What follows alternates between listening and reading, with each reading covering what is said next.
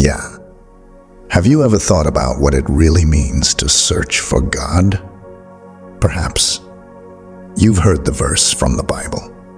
I love them that love me, and those that seek me early shall find me. Proverbs 8, verse 17. This simple yet profound line suggests that finding God isn't just about a casual search. It's about a deep, earnest pursuit. Now, imagine going to church and looking around. You'll see all kinds of people there. Some might be praying for wealth, seeing God as a kind of magic genie, hoping to have their biggest wishes granted. Others might be seeking healing, physical or emotional, believing that God can make them whole again. It's interesting to note how motives can transform. Consider someone who started seeking God just to get rich. Through their journey, they might have a profound personal encounter that changes their entire perspective. This isn't just a theory, it's something that happens.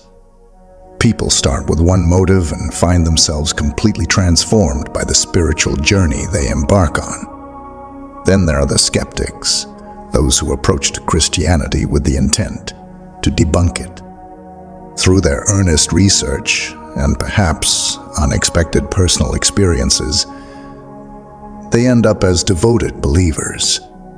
It shows that when you genuinely start to look into the essence of seeking God, you can find yourself caught up in something much bigger than your original intentions. If you're thinking about seeking God, or if you're just curious, it's important to understand that this isn't something you do just once in a while. Seeking God is an all-in commitment. It's not something to be done half-heartedly. You can't really know God if you're double-minded or only looking to Him when it feels convenient. So, how do you start? First, decide. Decide that you want to find God, to know more about Him, to experience Him fully. This decision is your first step towards a transformative encounter. From there, it's about removing distractions and focusing on your spiritual journey. Make that commitment today and let it lead you into a deeper, more fulfilling relationship with God. You know, having a whole heart in seeking God means keeping your focus sharp. You know, pride has a devious way of getting in between us and God. The Bible puts it straight in James, chapter 4, verse 6. God opposes the proud, but shows favor to the humble. When we're full of pride, we're basically pushing against the very nature of God. He can't work with that. He stands against it. So if you want to get close to Him, you've got to drop that pride. Imagine someone who always needs to be right, who can't stand being corrected. That's a form of pride, right? Now, picture trying to approach God with that attitude. It just doesn't work. You can't be all puffed up with ego and expect to connect with God on a meaningful level. Instead, think about approaching God with a humble heart, ready to listen and change according to His will. Let's talk about another biggie: sexual immorality. It's a tough one because it's so common and often glamorized. But here's the thing: it puts a real barrier between you and God. Take, for instance, someone who's caught up in an affair. Every time they try to pray or get close to God, the guilt and the scenes from that affair flood their mind, making it nearly impossible to feel God's presence. I knew a woman once who was stuck in such a situation.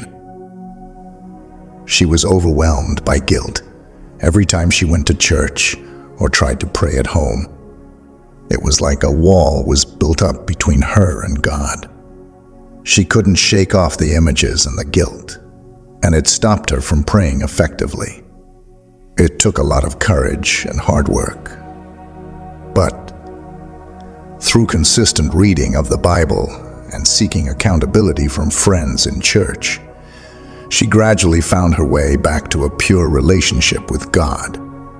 James chapter 1 verse 8 tells us, "A double-minded man is unstable in all his ways." And in chapter 4 verse 8 it says, "Come near to God, and he will come near to you. Wash your hands, you sinners, and purify your hearts, you double-minded." This tells us that if you're living a double life or holding on to sin while trying to seek God, you're not going to find stability or clarity in your spiritual walk. Now think about seeking God, not just when you're down or in need, but all the time. It's like building a relationship with anyone else. You wouldn't just call up a friend when you need something. You'd want to hang out during the good times too, right? It's the same with God. Jeremiah chapter 29, verse 13 says, "And ye shall seek me, and find me, when ye shall search for me with all your heart." That means putting your whole heart into the relationship. Don't hold back any part of yourself. God knows everything already, so why hide? Seeking Him with all your heart also means integrating Him into every part of your day. It's not just about praying when you're in trouble or reading the Bible on Sundays. It's about making Him a part of your daily routine. Pray on your way to work. Talk to Him while you're cooking dinner, or whisper a thank you when you see something beautiful. There's a myth out there that says you can only seek God in quiet moments, when you're all alone. But that's not true. You can connect with God anywhere, at any time. The Bible says to pray without ceasing. That doesn't mean you need to spend every moment with your eyes closed and hands folded. It means keeping an ongoing conversation with God, no matter what you're doing. Sometimes people think they should only turn to God when everything else has failed. But why wait? Proverbs chapter 3, verses 5 through 6 advises, "Trust in the Lord with all thine heart, and lean not unto thine own understanding. In all thy ways acknowledge Him, and He shall direct thy paths."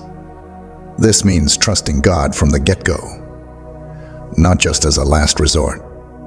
The book of Psalm, chapter 119, verse 2, says, "Blessed are they that keep His testimonies, and that seek Him with the whole heart." Being blessed doesn't just mean having good things happen to you.